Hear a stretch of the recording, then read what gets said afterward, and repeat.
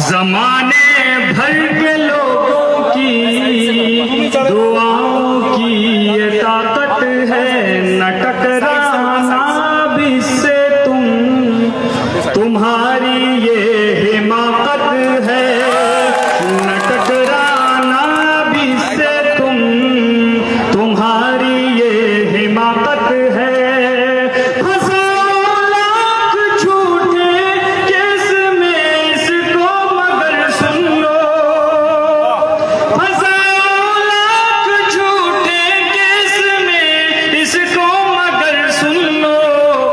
जो डरता ही नहीं तुमसे यही तो वो अमानत है, जो डरता ही नहीं तुमसे यही तो वो अमानत है। दोस्तों, अब मैं आपके पसंदीदा महबूब विधायक, जाबाज विधायक जनाब अमानतुल्लाह खान को आपके बीच पेश कर रहा हूं। आप लोग तालियों से इस्तकबाल करें और एक बार नारा लगाएं, अमानतुल्लाह खान, अमानतुल्लाह खान, अमानतुल्लाह खान।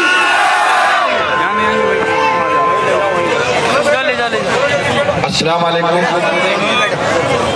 बिस्मिल्लाहिर्रहमानिर्रहीम। ये लगा लो जरा। नहमदुहु व नुसल्ली अला रसूलिहिल करीम, अम्मा बाद। बैठ जाइए ना सारे लोग।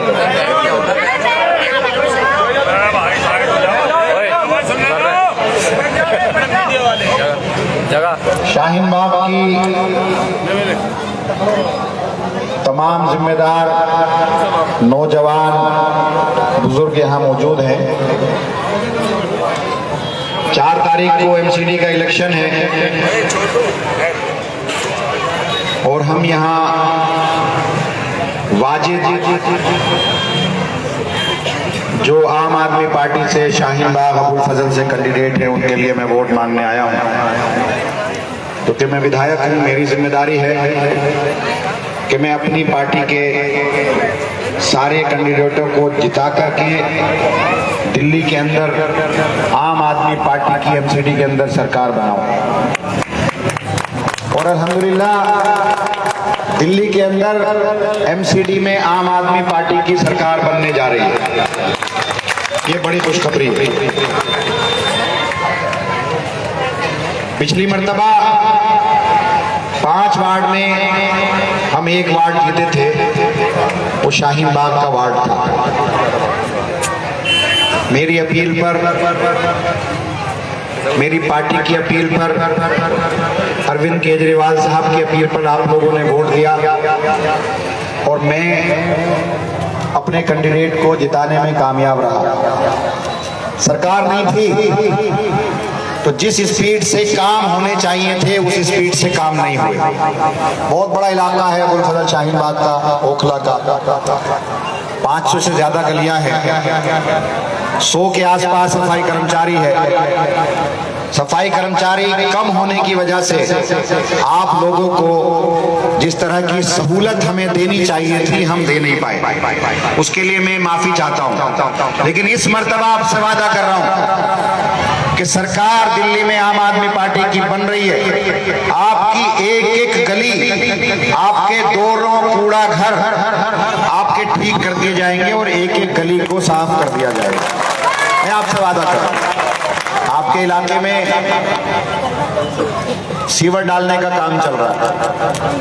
आपके इलाके में जहां जहां सीवर डाल रहे हैं सड़कें बनाने का काम चल रहा है। नाले वाले रोड पर हमने पैरेलल सीवर डाला। 30 तारीख तक नाला इंशाल्लाह हम लोग बंद कर देंगे। 24 घंटे आपको हमने लाइट दी। जिस जगह मैं खड़ा हूं, जब मैं यहाँ विधायक नहीं था या जब जीत कर आया था, जब हमारी सरकार आई थी तो 24 घंटे 48 घंटे लाइट नहीं होती। अगर आती भी थी तो वोल्टेज नहीं होते थे। लेकिन आज आप देखो, आबादी 3 गुना ज्यादा बढ़ी। हर घर में आज एसी है, बिल्डिंगें बनी। आज 24 घंटे हम आपको लाइट दे रहे हैं। परेशानी इस वक्त आपको हो रही है, इसलिए हो रही है, सरफराज भाई हमारे यहाँ यही खड़े हैं, जो BACS के हैं, इनका बहुत बड़ा रोल रहा।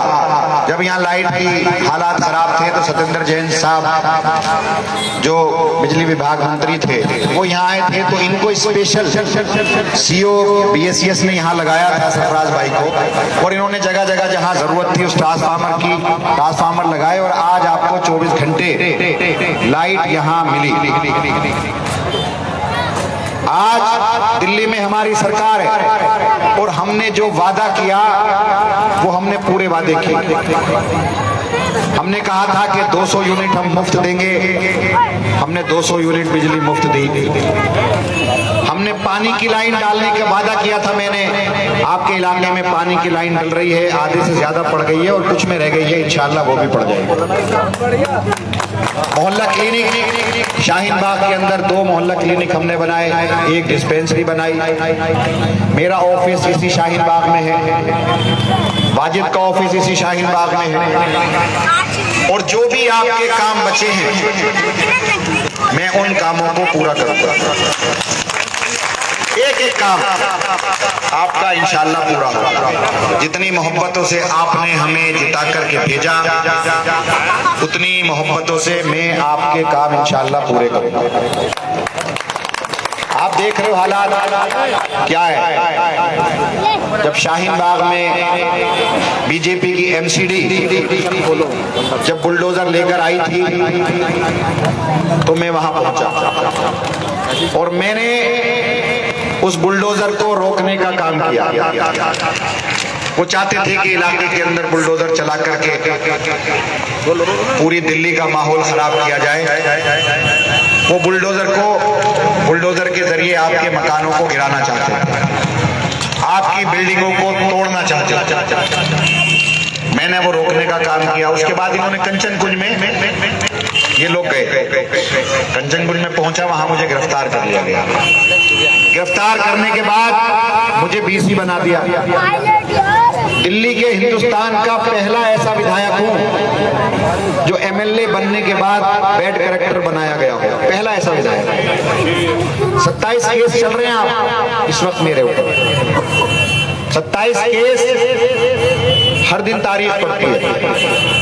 ये भी हो सकता है कि अगला इलेक्शन में ना लड़ूं। इलेक्शन से पहले किसी ना किसी केस में मुझे कन्विक्ट करके, जिस तरह से आजम खां को किया, मुझे भी ये लोग कन्विक्शन करके 6 साल के लिए मुझ पर बैन लगा के विधायकी से हटा दें। ये मुमकिन है। रोजाना तारीख पड़ रही है। CBI मेरे पीछे है। कल CBI ने 10,000 पेज की चार्जशीट सबमिट की। ACB मेरे पीछे, ED मेरे पीछे, पुलिस मेरे पीछे, 27 केस है।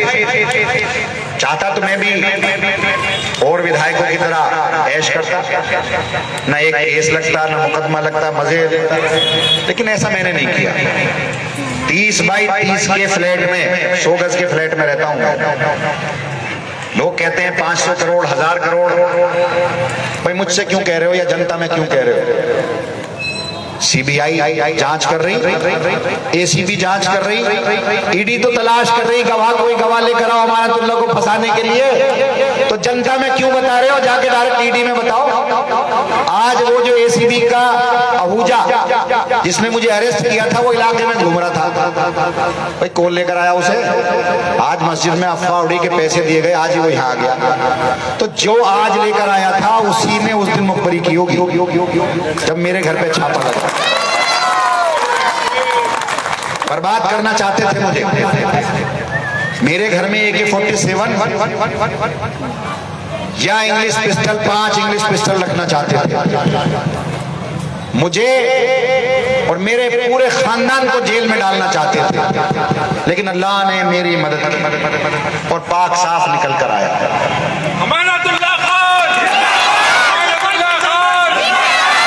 जब मैं वहां था मुझसे कहा कि अब आपकी जिंदगी बदलने वाली है। मैंने कहा भाई तुझे कब से गुमान हो गया कि जिंदगी बदलने वाला तू है? जिंदगी बदलने वाला अल्लाह है। मैं जानता हूं मैंने कुछ गलत ही नहीं किया तो अल्लाह की मदद मेरे साथ आएगी, और अल्लाह की मदद आई और पाक साफ निकल करके मैं आया। मुझसे कहा कि तुम्हारे घर से 25 लाख रुपया और 2 पिस्टल निकले। मैंने कहा मेरे घर में क्या रखा मुझे मालूम है, मेरे घर में 50,000 रुपए रखे। जब वो ACP यहाँ आया था, जो जांच पे आया था मेरे घर पे, जिसने छापा मारा, जब वो गया मैंने उससे पूछा कि बता भाई तुझे क्या मिला। कहने लगे साहब आपकी ड्रॉर में 50,000 रुपए थे। मैंने उससे पूछा तू बता मेरा कैसा घर है। उसने कहा साहब घर है। मैंने कहा बता, मैं पूछना चाहता हूँ। मैंने कहा मैं बताता हूँ। एक बेडरूम है जिसमें मैं रहता हूँ, एक बेडरूम में मेरी माँ रहती है, एक मेरा ड्राइंग रूम है, एक मेरा छोटा कमरा है जिसके अंदर मेरे दोनों बच्चे रहते हैं। कहने लगे हाँ साहब। मैंने क्या देखा तूने, क्या तूने वहां नहीं देखा कि मेरे दोनों बच्चे बंकर बेड पे रहते हैं। मेरे घर में 5वां कमरा नहीं है। शरीयत इजाजत नहीं देती इस बात की कि जवान बच्चों को एक कमरे में रखा जाए, लेकिन मेरी मजबूरी है, मैं अपने बच्चों को बंकर बेड में रखता हूं। आज जो 5,000 गज जमीन लिए हुए, आलीशान बंगला बनाए हुए, हम पर इल्जाम लगाता है 100 गज के मकान वाले पे कि साहब अरबों रुपया कमा लिया। वो तो ऐसे ही हुआ ना कि एक 5 स्टार होटल की छत पर, अपने 5 स्टार होटल की छत पर बैठा हुआ आदमी एक झुग्गी वाले से कहे देखो इस साले झुग्गी वाले पर बहुत पैसा। ऐसा ही तो हुआ। 200 करोड़ का होगा ना वो सारी प्रॉपर्टी, मेरा मकान 20-25 लाख रुपए का। लेकिन कोई बात नहीं, अल्हम्दुलिल्लाह मुतमईन हूँ, ईमानदारी से अपना काम कर रहा हूँ। मेरा कसूर क्या है? मेरा कसूर ये है कि मैंने आपकी आवाज बनकर आवाज बना। जहां जहां जिस जिस जगह जुल्म हुआ, उस जुल्म के खिलाफ आवाज उठाई। जब दिल्ली दंगे हो रहे थे तो उस रात को मैं अपने घर नहीं था, उस रात को मैंने LG का घेराव किया। पूरी दुनिया ने देखा उस रात को, उन फसाद जहां पर चल रहा था, उन फसाद में जाकर के वहां जो फसाद में फंसे हुए लोग थे उनको निकालने का काम किया। अपने घर नहीं सो रहा था। जब फसाद हुआ, फसाद सदा इलाके में जाकर के कैंप लगाया, वहां पर खाना बांटा, उनको पैसे बांटे, उनकी दुकानों को पैसे दिए, मकानों को पैसे दिए।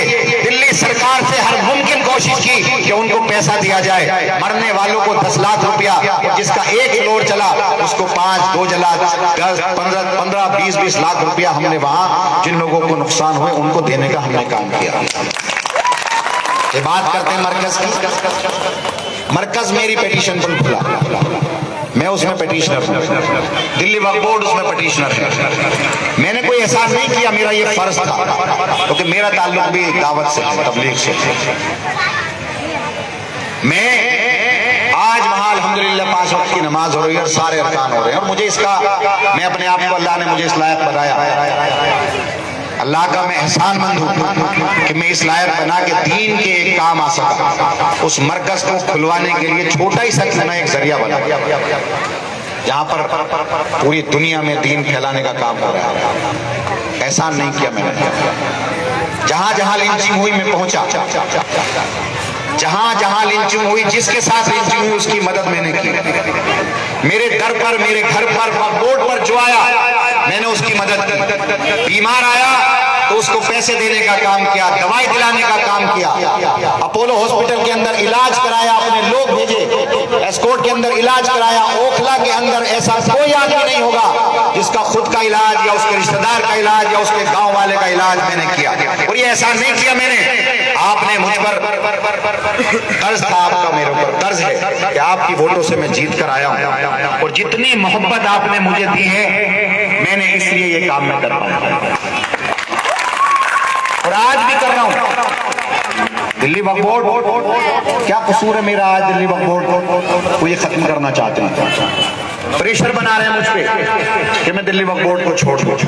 जमानत मेरी हो गई, कैंसिलेशन में गई, कैंसिलेशन में कि मेरी जमानत को खत्म किया जाए। हाई कोर्ट ये गए, अगर वहां से खारिज हो गई जमानत, अगर मेरी कैंसिल हो गई तो सुप्रीम कोर्ट है। सुप्रीम कोर्ट में 1 साल में आए, 2 साल में आए, 3 साल में आए, पता ही नहीं कब नंबर आए। तो ये आज पूरी साजिश कर रहे हैं मुझे बर्बाद करने की, और वो सिर्फ इसलिए क्योंकि मैं आपकी आवाज बनाऊं। मैं डरता नहीं हूं इनसे, न डरूंगा। मर तो सकता हूं लेकिन इनके आगे सर नहीं झुका सकता। 2 बिल्डिंगें टूटी पीछे। बताओ यहाँ के सारे शेर कहाँ थे? मैं ही नहीं गया, बस शाहीन बाग में आए थे, कोई था? मैं गया, नाकाम किए, कंचन कुंज में नाकाम हुए। और अब मैं आपसे कह रहा हूं कि दिल्ली के अंदर आम आदमी पार्टी की सरकार बनने जा रही है। एमसीडी के अंदर पूरी दिल्ली में किसी एक मकान को अगर एमसीडी का आदमी छू ले तो आप मुझे बता देना, आपका एक भी मकान, एक भी दुकान, एमसीडी का एक भी अफसर आकर अगर तोड़ दे तो आकर मेरा गिरबान आप पकड़ देना कि अमानतुल्लाह तू कहकर गया था कि एमसीडी के अंदर हमारी सरकार आ रही है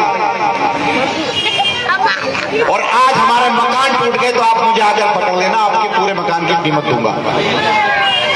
एमसीडी में लेकिन हमारी सरकार बन गई। और आप इतने समझदार लोग हो कि जिसकी सरकार बनती है आप उसी के साथ जाते हो। वोट आप खराब नहीं करोगे, मैं जानता हूं।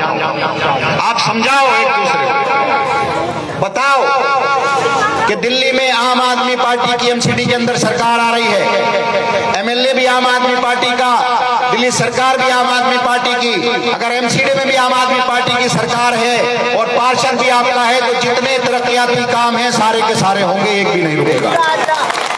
वादा कर रहा हूं मैं आपसे, अगर आपका एक एक काम नहीं हुआ, आपकी सारी सड़कें नहीं बनी, सीवर नहीं डला, एक एक गली में झाड़ू नहीं लगी, जो कूड़ा घर है ये बढ़िया तरीके से नहीं बने, मॉडर्न तरीके से, इनके लिए जितने पैसों की जरूरत होगी मैं दूंगा, तो आपके पास दोबारा वोट मांगने नहीं आऊंगा। और मैंने आज तक जो कहा वो मैंने किया, अपने वादे को मैं पूरा करता हूं। बस आपके पास अपील करने आया हूं कि आप बहकावे में मत आइए। मैंने सर्वे कराया इस इलाके का, एक एक बूथ पर 60 लोगों से मैंने पूछा है, 70 से 80% आम आदमी पार्टी का वोटर है इस पूरे इलाके में। 10-12% किसी और का है, बाकी 8% और दूसरों का बट रहा। और मैं नहीं कह रहा, ये आप जाकर खुद पूछ लो।